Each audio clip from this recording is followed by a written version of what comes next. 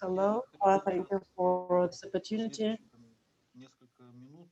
In the next several minutes, I would like to tell you that in general why this topic and opportunities of universal jurisdiction are so important for us. Of course, the current situation is forcing us to look for alternative ways, alternative opportunities linked to inviting other states to participate in the solution of the current human rights crisis in Belarus. In general, I would like to say that here's the election of the 9th of August, the 20th have become the starting point for the beginning of severe and brutal repression against those who did not support the authorities and personally Alexander Lukashenko at this presidential election. And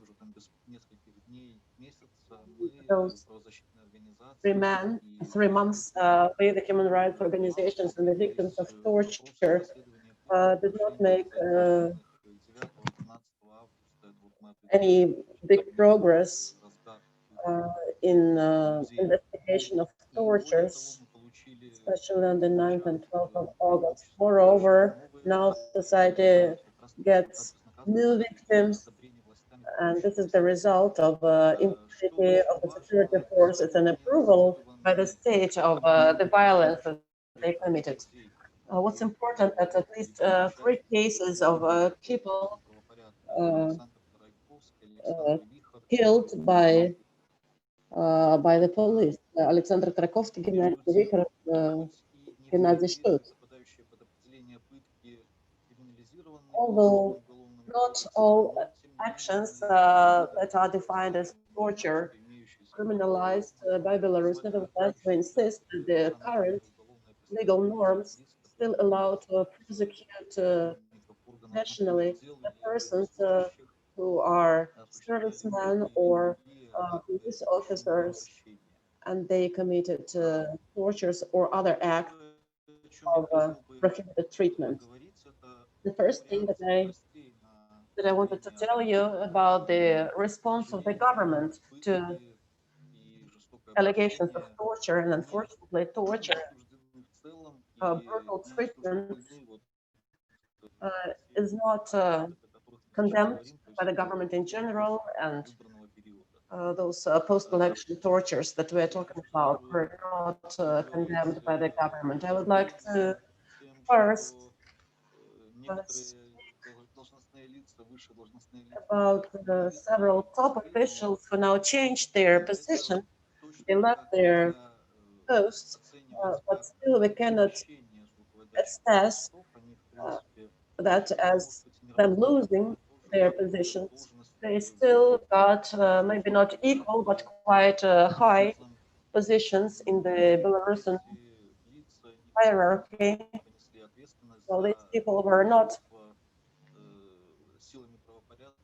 held responsible for what their ministries have done. Karayev, Barsukov, and Bakulchik. Karayev is the area minister. Barsukov is his deputy. Bakulchik is the head of KGB.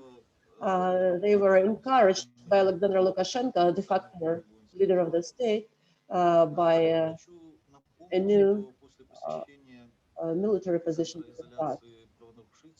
I should remind you that after visiting the detention center, the epicenter of tortures organized by the police, Deputy Interior Minister Alexander Barkov denied the usage of violence against those detained.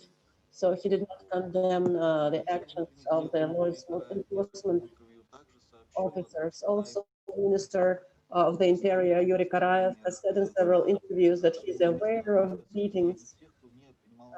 He was aware of beatings of those who did not violate the law.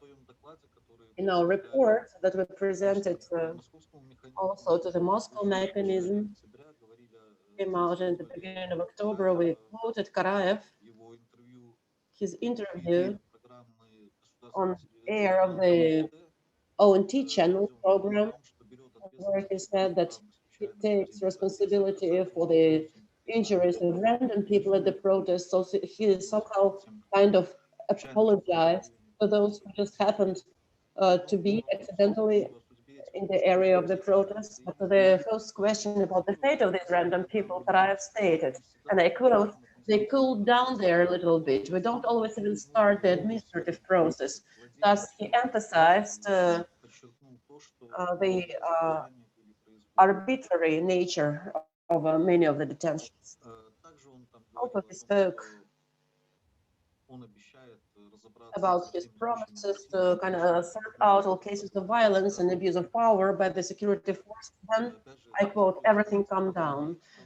Everything comes down. And again, I quote, there was an escalation on both sides. When they knock down your guys, their composure begins to fail. This is very bad. I'm against it.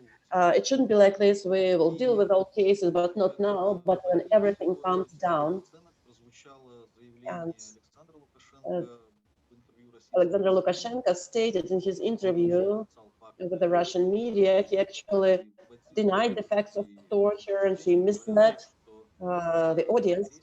He said that at Akrestina, and I mean the detention center, Akrestina, the people who were detained there, they were all outlaws, convicted 12 times and being drunk and stoned. So they attacked the prison guards, and that's why they started beating them. So such a reaction, such a response from the top officials of the country, it led to further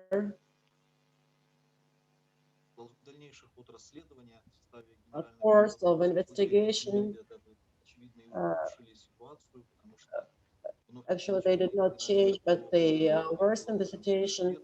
And the new prosecutor general, Andrei Shved, actually demonstratively concentrated the attention of his subordinates that they should prevent all kinds of protest signs or demonstrations, but he didn't say anything serious about the process of investigation or supervision over investigation of all those complaints about tortures that were filed.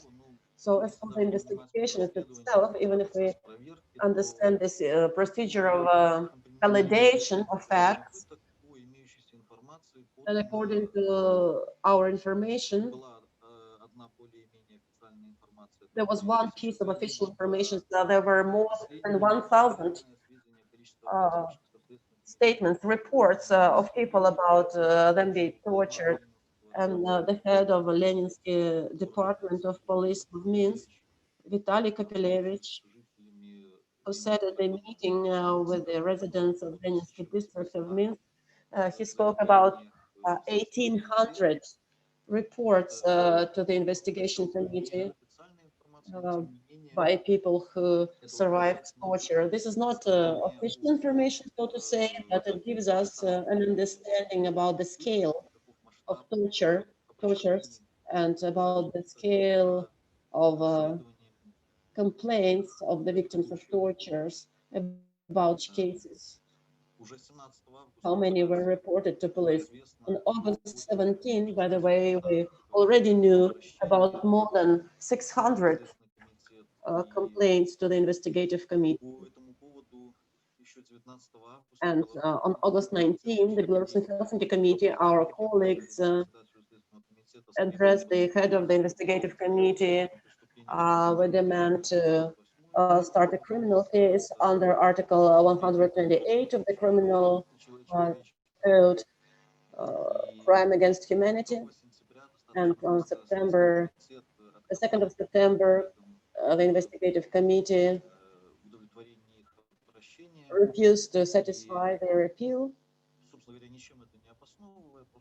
without giving any grounds. They just said that there are no reasons and grounds to start a criminal case. And in response to a further complaint to the prosecutor general and the chairperson of the investigative committee, then they responded that because our colleagues are not direct victims of such illegal activities, they cannot ask for criminal prosecution of the perpetrators, and they cannot complain about the elements of the criminal proceedings.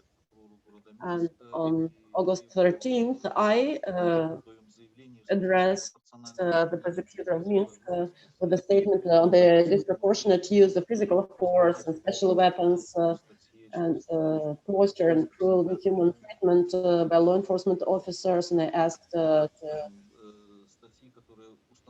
start a criminal case under Articles 426 and Article 455 of the Criminal Code, the articles that establish responsibility for abuse and misuse of power, inaction, on power, and deputy prosecutor of Minsk refused to start a criminal case, but he sent my appeal to the investigative committee, where they kind of took it into account, and they informed me that now they are trying to validate the facts that I reported to them in the manner prescribed by law.